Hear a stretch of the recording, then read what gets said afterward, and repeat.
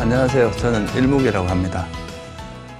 오늘부터 불교의 이제 가장 핵심적인 가르침 중에 핵심적인 가르침이 사성제라고 하는데요.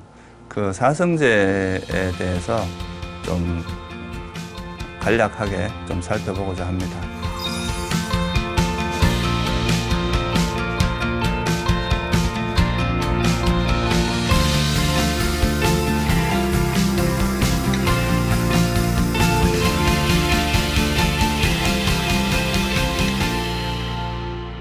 불교의 핵심을 왜 이제 사성제라고 말하는지 거기에 대해서 우선 간략하게 이제 부처님의 그 출가부터 시작해서 수행 여정이 있는데요.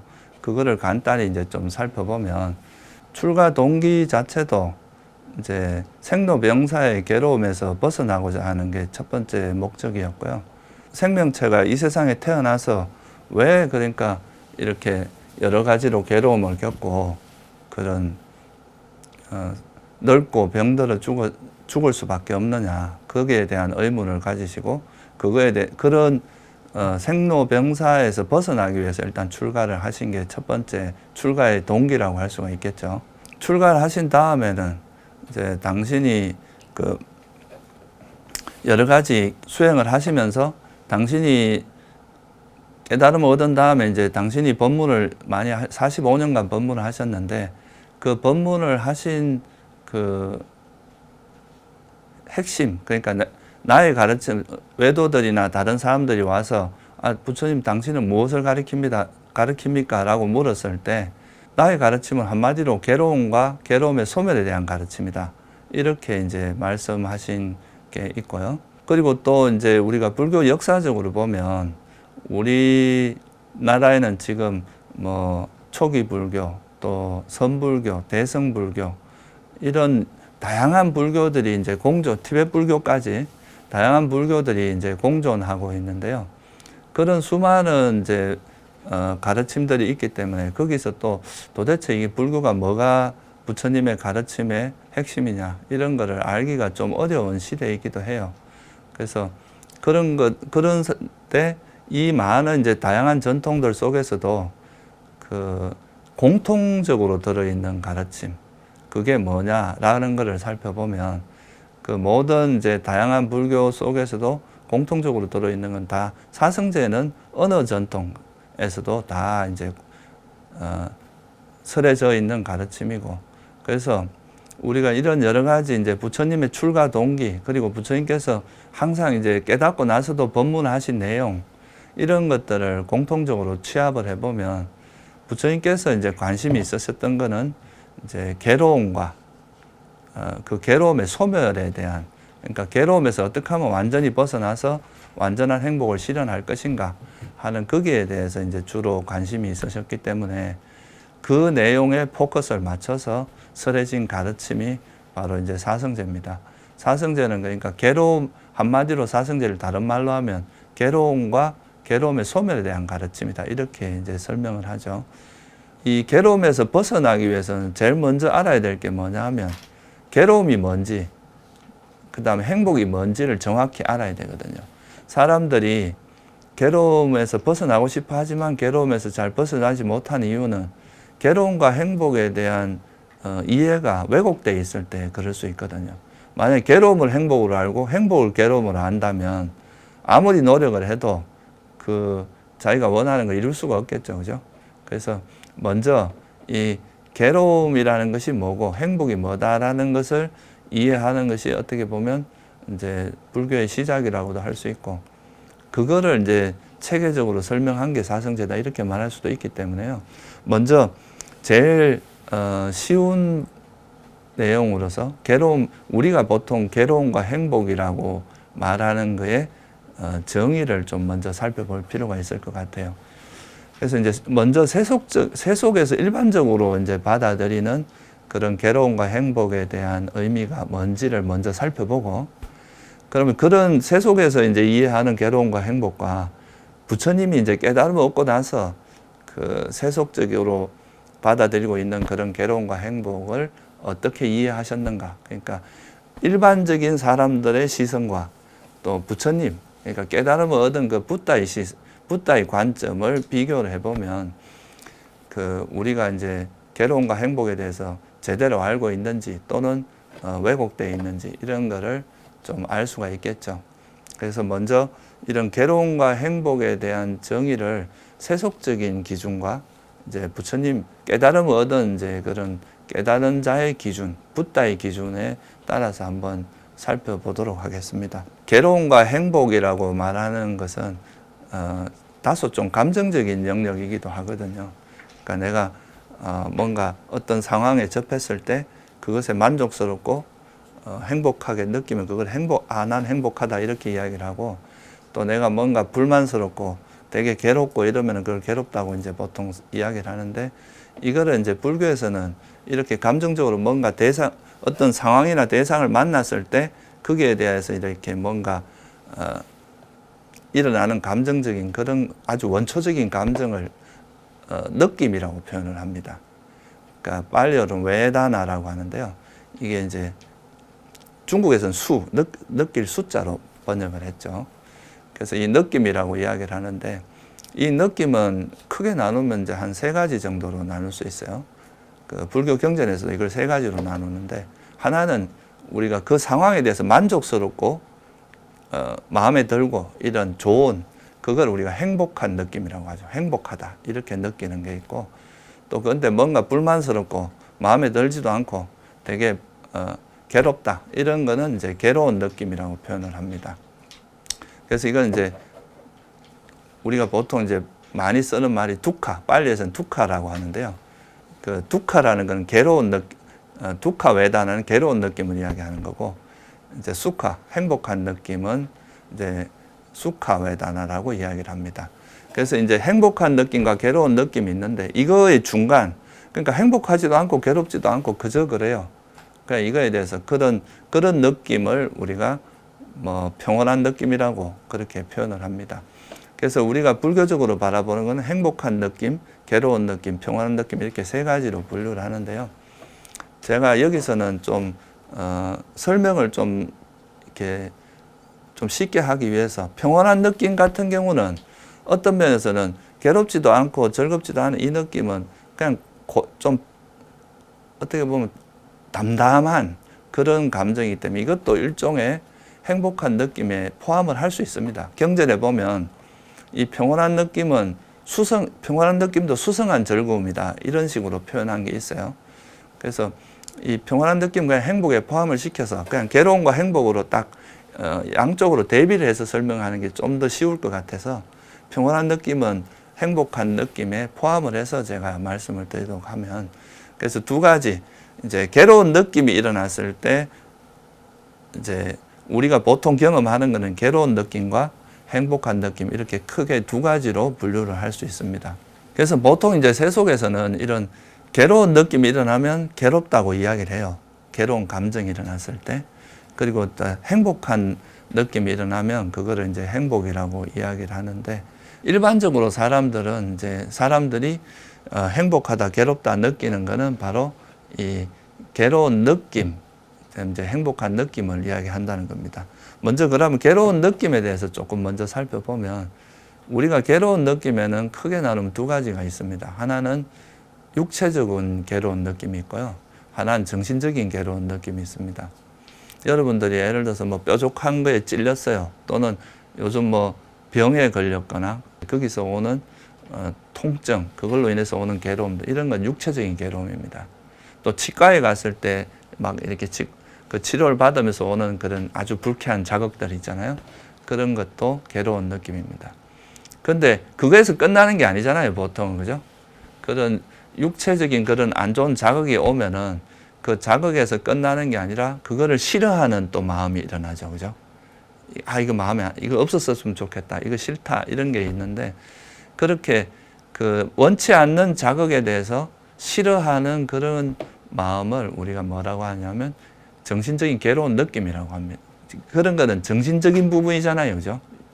그거에 대해서 싫어하는 불만족스러운 감정이거든요. 그래서 이런 것은, 이 불만족스러운 감정은 항상 뭐하고 함께 하냐면 화와 함께 일어납니다. 그게 싫은 거죠. 이런 상태가. 그래서 그냥 육체적인 자극은 뭐 흔히 일어날 수 있는 것들인데 그 육체적인 자극에 대해서 그거에 반응을 하면서 이걸 싫어하고 이런 거는 이제 정신적인 괴로움이고, 그 정신적인 괴로움은 항상 화와 함께 한다는 거, 이런 것도 참고로 알아두시면 좋을 것 같아요. 그래서 보통 이게 이제 우리 뭐 우울함, 그 다음에 뭐 짜증, 스트레스, 절망, 공포, 뭐 요즘 뭐 어려움, 불안, 이런 것들은 대부분 다 정신적인 괴로운 느낌에 해당합니다. 그래서 이런 걸 우리가 불교에서는 통틀어서 이렇게 대상을 싫어하는 감정과 함께 일어나는 이거를 정신적인 괴로운 느낌이라고 하는데, 이 정신적인 괴로운 느낌과 함께 일어나는 것이 항상 이 정신적인 괴로운 느낌은 이걸 싫어하는 그 심리 현상이 함께 일어나거든요. 그걸 우리가 화라고 하는 거죠.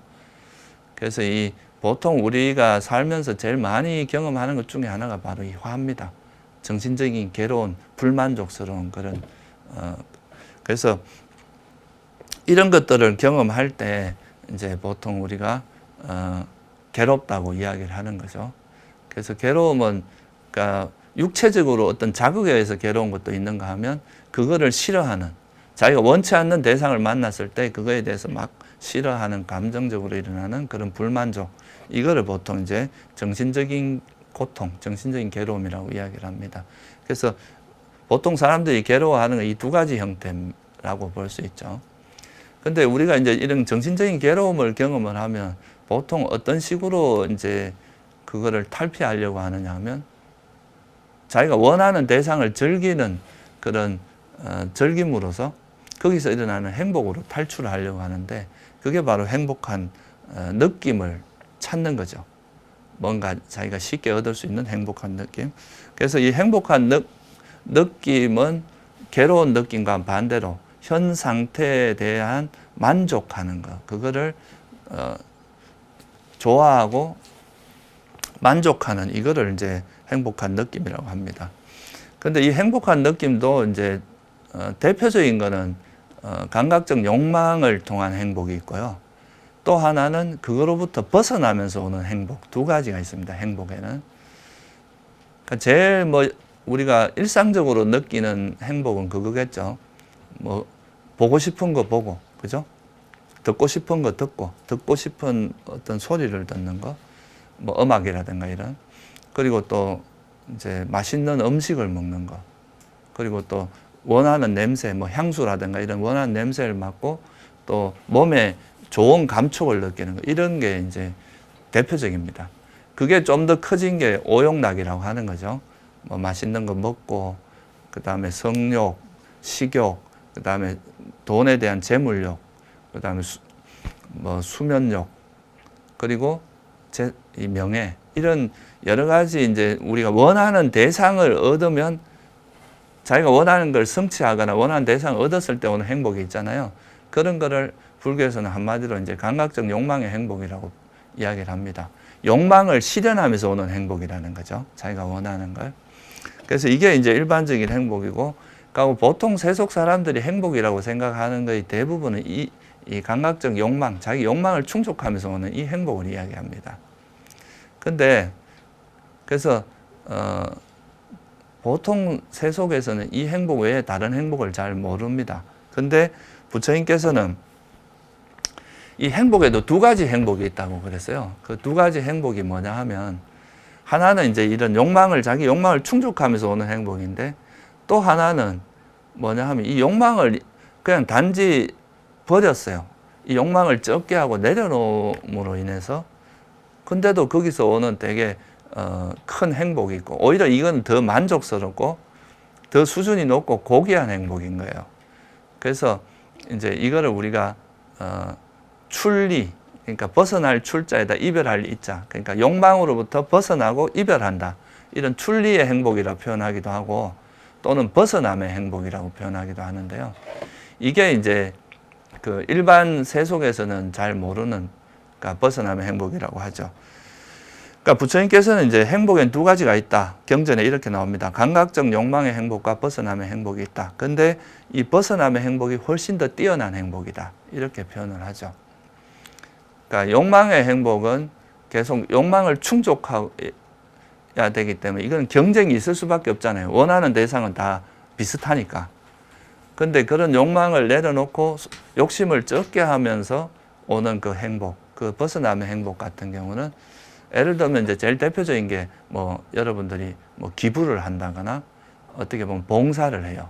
뭔가 대가 없이 봉사를 한다거나 아니면 좀 더 수준 높게 이런 수행을 해서 수행을 하면 이제 자기 마음의 번뇌가 없어지면서 욕망도 가라앉거든요. 그러면 거기서 오는 고요하고 평온한 행복, 평화로운 행복 그런 거를 우리가 이제 벗어남의 행복이라고 하는데 이 벗어남의 행복은 대상에 있다기보다 자기 마음 상태에 있습니다.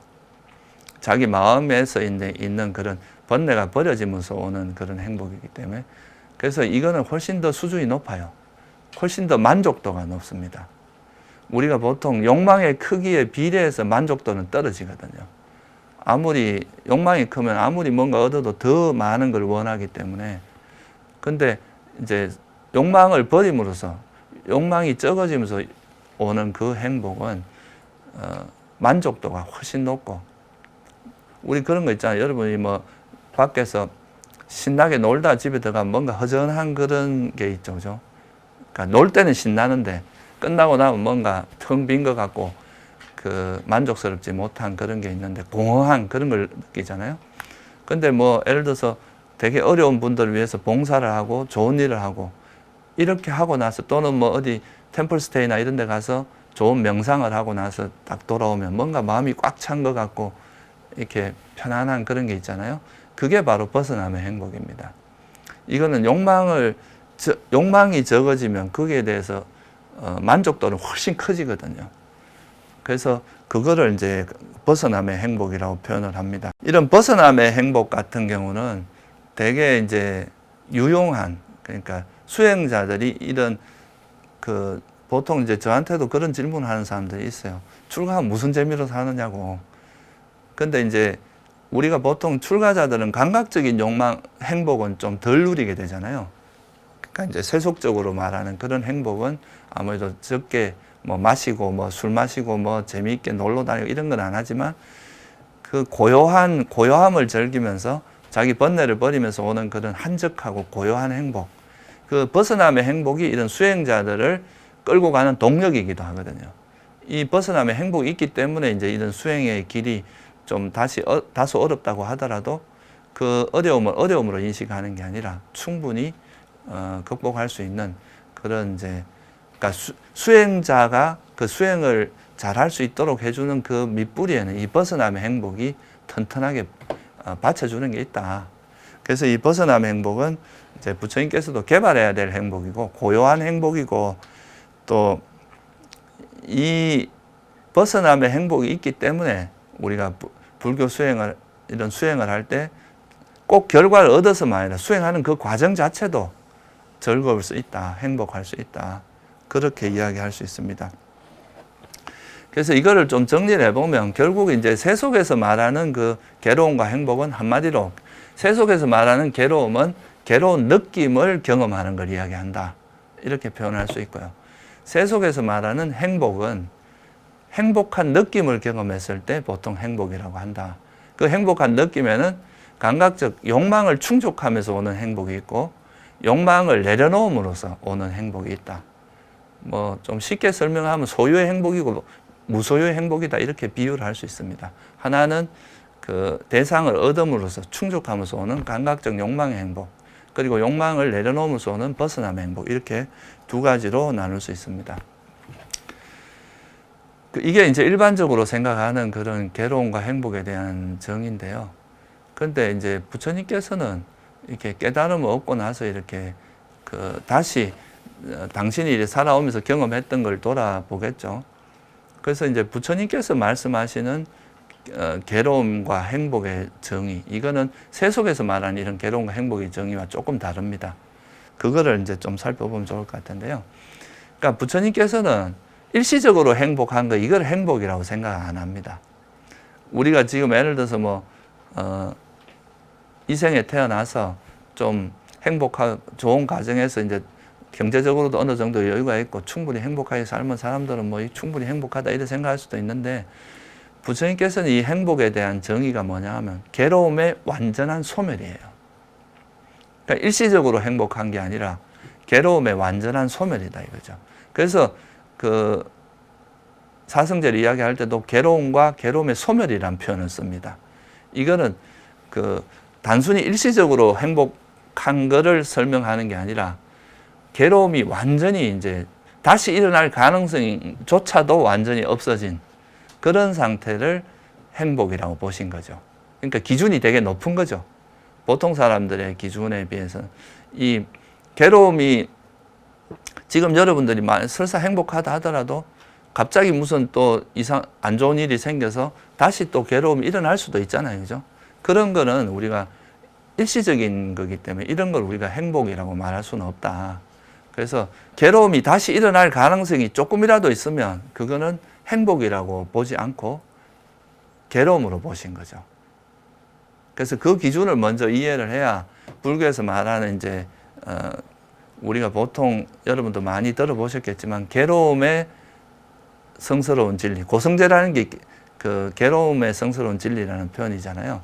그러니까 왜 나는 행복한데 괴로움이라고 하느냐 이렇게 이제 반문을 할 수도 있어요. 그런데 부처님께서 말씀하신 이 괴로움이라는 의미는 훨씬 더 깊이 있는 훨씬 더 수준 높은 개념의 의미다라는 것을 좀 이해할 필요가 있는데요. 이건 단순히 지금 현재가 괴롭다 이런 의미가 아니에요. 다시 괴로움이 일어날 수 있는 가능성이 조금이라도 남아 있으면 이거는 괴로움이라고 표현을 하신 거죠. 그래서 부처님이 말씀하신 괴로움과 행복의 의미는 조금 더 깊은 의미를 담고 있기 때문에 그거에 대해서 좀 살펴보고자 합니다. 깨달음을 얻은 부처님의 그런 괴로움과 행복의 의미는 뭔가 거기에 대해서 제가 좀 설명을 드릴게요. 그럼 앞에서 말했던 우리가 세속에서 말하는 괴로움과 행복과 대비를 해서 좀 알아보면 좋을 것 같은데요. 세속에서 말하는 괴로움과 행복은 괴로운 느낌이 일어날 때 괴로움이라고 생각을 하고 행복한 느낌이 일어날 때 행복이라고 생각한다 그랬잖아요. 그러면 이거와 이제 부처님의 시각을 한번 비교를 해 봅시다. 괴로움이라고 하는 거는 괴로운 느낌이 일어날 때 괴로움이라고 하는 건 부처님도 똑같아요. 다 괴로운 느낌은 다 괴로움이라고 보는 거는 당연하죠. 그건 너무 쉽게 이해할 수 있는 겁니다. 그런데 이제 괴로운 느낌을 괴로움으로 보는 거는 이거는 이제 부처님의 견해나 세속의 견해나 일치합니다. 그런데 세속에서 말하는 먼저 행복한 느낌을 부처님은 어떻게 보셨는가 이거에 대해서 좀 살펴보면요. 행복한 느낌 중에서 이제 두 가지를 나누어서 한번 살펴보겠습니다. 감각적 욕망의 행복, 욕망을 충족하면서 오는 행복, 이것이 정말 행복인가? 우리는 일상적으로 그냥 행복이라고 받아들이고 있지만 이제 부처님 같은 분은 이거에 대한 의문을 가지는 거죠. 이 진짜 행복인가? 근데 이걸 들여다보니까 이 감각적 욕망의 행복은 항상 어떤 반작용이 있느냐 하면 이 욕망이 충족되면은 다행인데 충족되지 않으면 어때요? 여러분 돈을 벌고 싶은데 못 벌었어요. 직장을 얻고 싶은데 못 얻었어요. 그러면 어떻게 됩니까? 화가 나죠. 불만족이 일어나죠. 그러니까 이 욕망이라고 하는 거는 그것이 집착이라는 게 함께 합니다. 항상. 그러니까 이 집착을 하고 있는 거에서 그것이 얻지 못하면 거기에 대한 반작용으로 뭐가 일어나면 화가 일어나요. 아까 말한 정신적 고통이 일어납니다. 그러니까 이거는 이 자체로서는 행복이 맞는데 행복적인 요소가 있는데 이것이 이로 인해서 뭐가 생기냐면 정신적 고통을 유발한다는 거예요. 이것이 사라졌을 때 다시 정신적 고통을 유발할 수 있다. 그러니까 우리가 보통 이제 연예인들이 보면은 그런 우울증이나 그런 연예인뿐만 아니라 대중의 어떤 영향을 많이 받는 분들이 보면은 그 우울증이나 그런 불안증, 스트레스 이런 걸 많이 받습니다. 왜냐하면 이거는 보통 인기를 통해서 이제 자기 생계를 유지하는 경우는 인기가 떨어지면 자기 생계에 위협을 받거든요. 그러니까 이거에 대한 항상 불안감이 있죠. 설사 내가 현재 인기가 많고 행복하다 하더라도 이것이 사라지면 어떡하나 하는 이런 불안감이 항상 있습니다. 돈을 많이 번 사람들도 마찬가지예요. 이 돈이 사라질까 봐 항상 불안해하고 초조해합니다. 그러니까 이 집착과 욕망이 있는 곳에는 항상 불안함, 이것이 사라지면 어떡하나 하는 그런 초조함, 그리고 이것이 또 설사 얻었다 해도 그것이 사라지면 어떡하나 하는 그런 불안감과 초조함이 있고 얻지 못하면 그 자체로 괴로움입니다. 그래서 이 감각적 욕망의 행복은 뭔가 결점이 많다. 이것이 이미 이 욕망이라고 하는 것 자체가 괴로움을 잉태하고 있다. 괴로움이 일어날 가능성이 상당히 높다. 이래서 부처님께서는 이 감각적 욕망의 행복을 뭐라고 했냐면 저열한 행복이다. 이렇게 표현을 합니다. 그러니까 마치 이거를 비유를 하자면 뭐로 비유를 하느냐면요. 뼈다귀에 비유를 합니다. 여러분들 그 이제 살을 다 발라내고 뼈다귀만 이제 뼈다귀가 있는데 그 뼈다귀엔 살이 조금 붙어 있어요. 근데 그 뼈다귀는 그 고기 냄새는 나잖아요. 고기 냄새는 나는데 먹으려면 먹을 건 없어요. 그런 것처럼 이 감각적 욕망의 행복은 행복처럼 보이지만 마치 이게 뭐랄까 무지개 같다가 쫓아가 봐도 실제로 항상 불만족스러워요. 이게 만족이 안 되고 항상 뭔가 또 얻었다 하더라도 더 많은 걸 원한다거나 사라지면 어떡하나 불안하다거나 이런 것들이 함께 하기 때문에 이거를 마치 뼈다귀에 붙어 있는 고기처럼 냄새는 풍기지만 진짜 먹을 건 없는, 그래서 이걸 저열한 행복이라고 표현하기도 하고, 또 하나 이제 비유는 뭐냐 하면 고기 덩어리에 비유하기도 합니다. 새가 이제 고기를 이렇게 물고 날아가요. 그러면 그 고기를 다른 새도 먹고 싶어 하잖아요. 그러니까 와서 막 쪼는 거예요. 고기를 달라. 근데 이제 나는 고기를 물고 있으니까 이걸 놓지도 못하고, 이걸 고기를 놓지 않는 한은 계속 괴롭힘을 당해야 되죠. 이 새 속에서도 원하는 행복이 비슷하거든요. 원하는 대상은 돈, 명예, 뭐. 근데 그건 제한돼 있어. 그러니까 막 내가 예를 들면 권력을 잡은 사람들 막 주위에서 계속 물어뜯잖아요. 어떻게든 이 끌어내려서 자기가 그 자리 가기 위해서. 이게 이제 고기 덩어리 비슷한 거죠. 그 욕망이라고 하는 거의 속성 자체가. 내가 가지고 있으면 주위에서 그걸 뺏으려고 계속 한다. 그걸 놓지 않는 한은 그 괴로움에서 벗어날 수 없다는 거죠. 그래서 이 외에도 굉장히 많은 비유를 가지고 설명을 하십니다. 감각적 욕망을 가지고. 그러니까 또 이 욕망은 조금만 잘못하면은 이게 극한으로 달려가기가 쉽습니다. 그러니까 이제 적당히 만족할 때는 문제가 크게 되지 않는데 이 욕망이 심해지면은 이걸로 인해서 굉장히 큰 문제를 일으키죠. 집착이 심하면 어떤 사람에 대한 집착이 심하면 스토커가 되기도 하고, 또 권력에 대한 욕구가 심하면 되게 사람을 죽이고 막 전쟁을 일으키기도 하고, 이 욕망이 가지고 있는 이런 이제 이게 정도를 넘어서게 되면 오는 그런 굉장히 큰 위험성이 있거든요. 그래서 이런 감각적 욕망이라고 하는 것이 행복처럼 보이지만 이건 괴로움이 훨씬 많다. 그래서 경전에서는 한마디로 이렇게 표현합니다. 달콤함은 적고 그 재난은 많다. 그러니까 그 얻어지는 즐거움에 비해서 그걸로 인해서 파생되는 괴로움들이 훨씬 많다. 그래서 부처님께서 보시기에는 감각적 욕망의 행복은 행복이 아니라 괴로움이다. 이렇게 보신 거예요. 괴로움의 속성이 있다. 괴로움의 특성이 있다. 이 말이죠. 그 자체가 괴로움이라기보다는 이건 괴로움을 유발하는 그런 속성을 가지고 있다. 그래서 이거는 추구하면 안 된다. 이런 거에 너무 빠지는 것은 위험하다. 그러니까 적정하게 이제 소욕지족해서 적정하게 만족하면 그래도 덜 위험해요. 그런데 이거에 너무 빠지면 굉장히 위험하다. 이렇게 표현하신 거죠.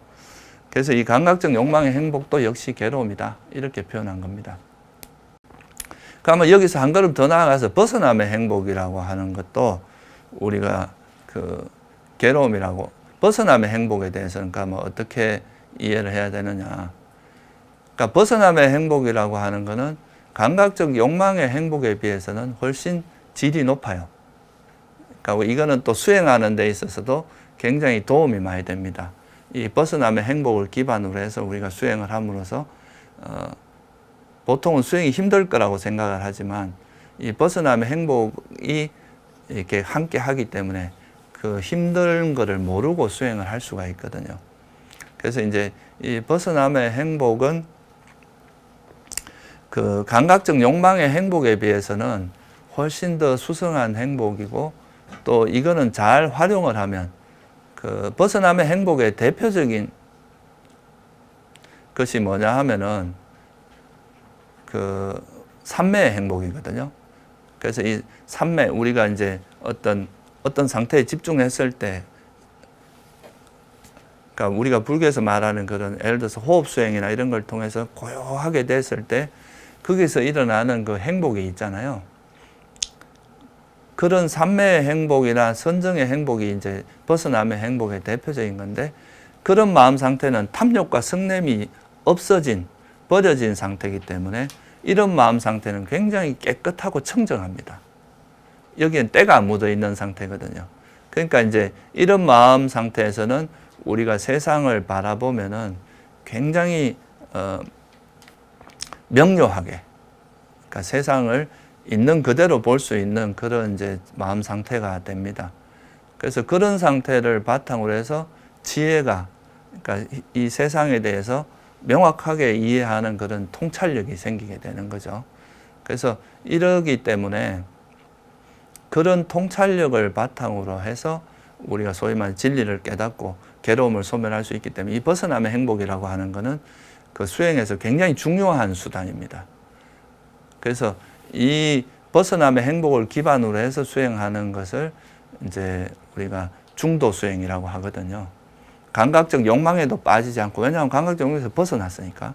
그렇다고 해서 또 이런 고행이나 이런 것도 아니에요. 왜냐하면 벗어남의 행복이 기반하고 있으니까.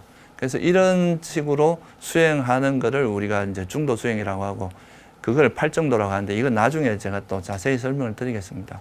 그래서 이런 거에 기반이 되기 때문에 벗어남의 행복이라고 하는 것이 굉장히 이제 중요한 수행인데, 그런데 이 벗어남의 행복도 거의 이거는 감각적 욕망의 행복은 달콤함보다도 괴로움이 훨씬 많은 것이 특징이죠. 그런데 이 벗어남의 행복은 오히려 그 행복의 요소가 훨씬 더 많고 괴로움의 요소는 훨씬 적어요. 그래서 이 벗어남의 행복이 훨씬 고귀한 행복이긴 하지만, 그럼에도 불구하고 이 벗어남의 행복도 단 하나의 결점이 있습니다.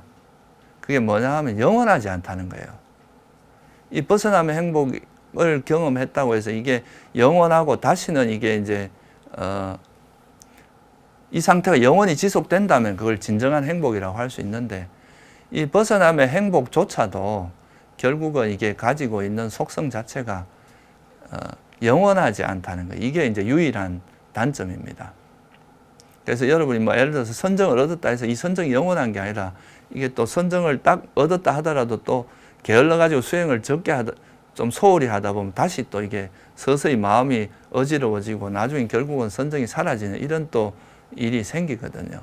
그러니까 이건 욕망을 버림으로써 생기는 행복이기 때문에 완전히 이제 욕망을 소멸하기 전까지는 다시 일어날 수 있는 가능성이 항상 있어요.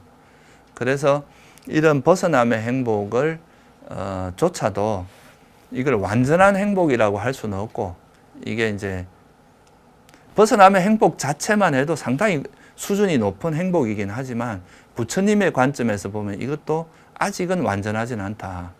그래도 뭔가 아직은 결점이 좀 남아있다. 그래서 이 벗어남의 행복조차도 괴로움의 요소가 있다고 보신 거예요.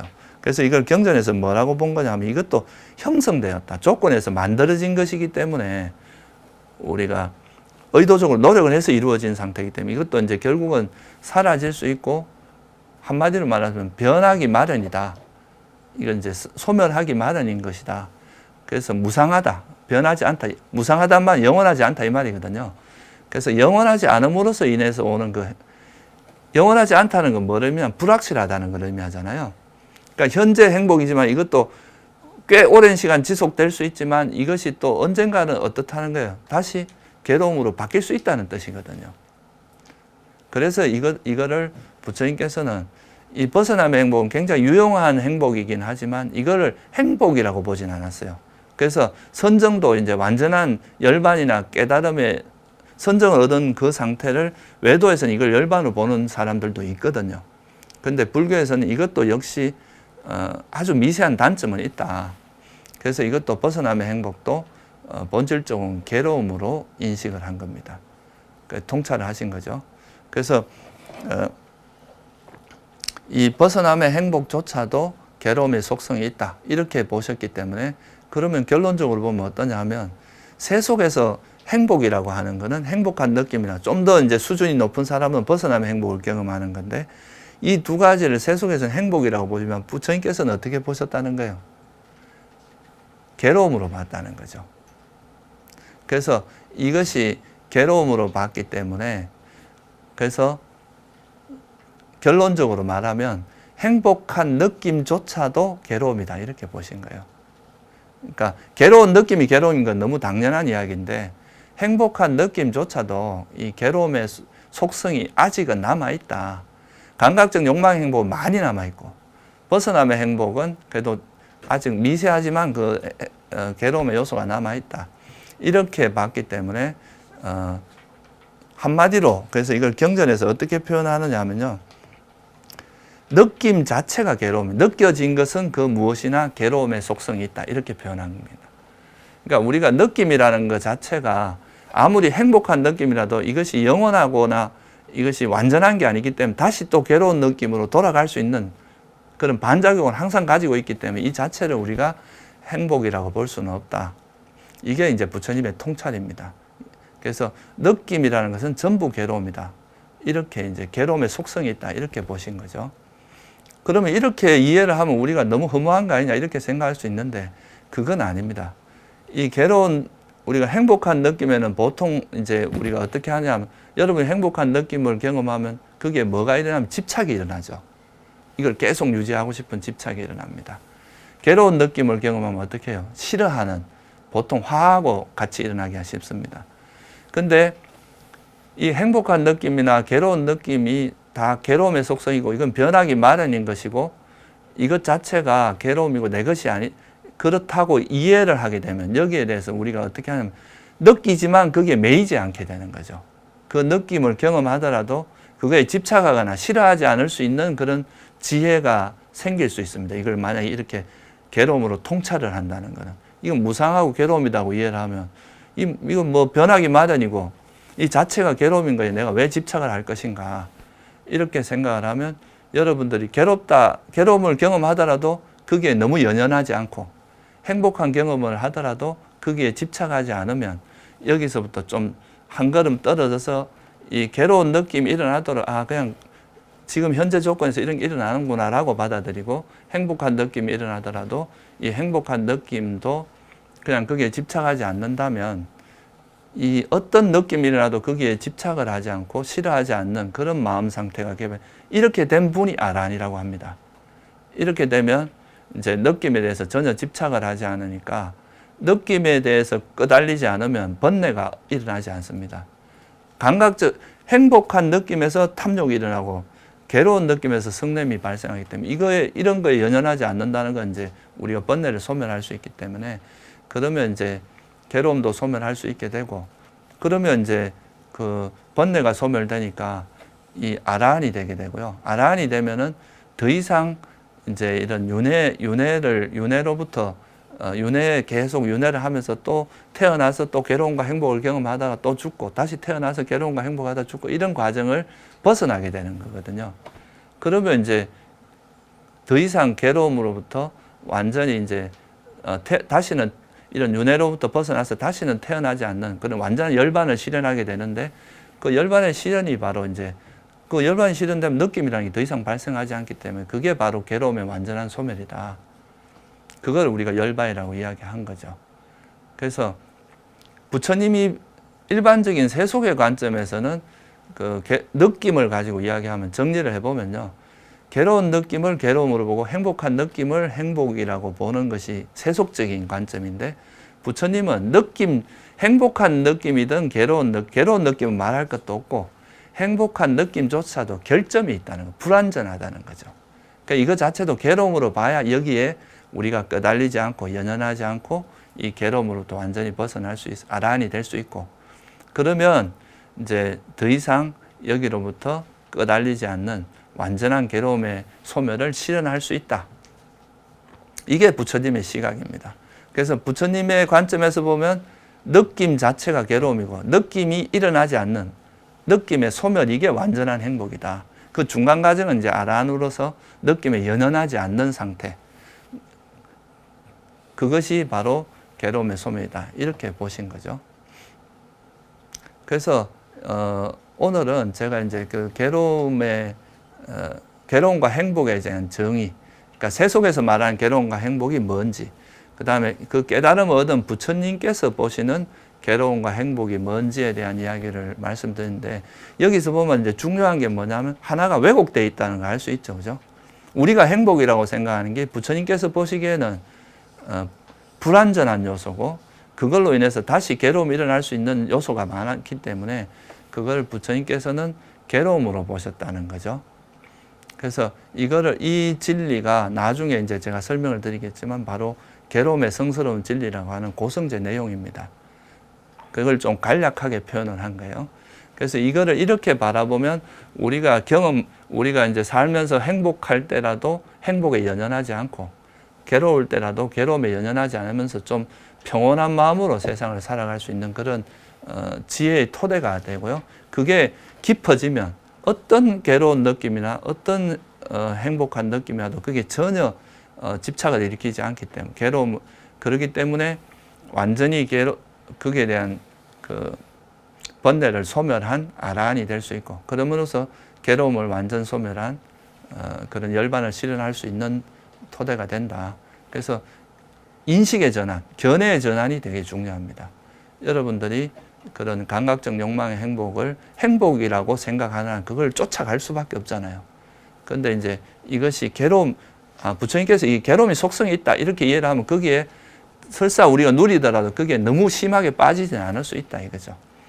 그래서 그런 바른 견해라고 하는 것은 이런 세속적 견해보다 부처님의 견해에 따르면 이런 느낌을 느끼는 그 자체가 괴로움이고, 느낌으로부터 벗어나는 것, 느낌에 연연하지 않는 것, 이게 바로 행복이고 괴로움의 소멸이다 하는 것을 이해하면 좋겠습니다. 오늘은 제가 그 괴로움과 행복에 대한 정의 중에서 이제 느낌이라는 그 주제를 가지고 좀 간단히 설명을 드렸는데요. 다음에는 이제 이거를 좀 더 일반화해서 모든 현상들을 부처님께서는 이걸 어떻게 괴로움과 행복의 입장에서 어떻게 바라보셨는지 거기에 대해서 설명을 드리도록 하겠습니다.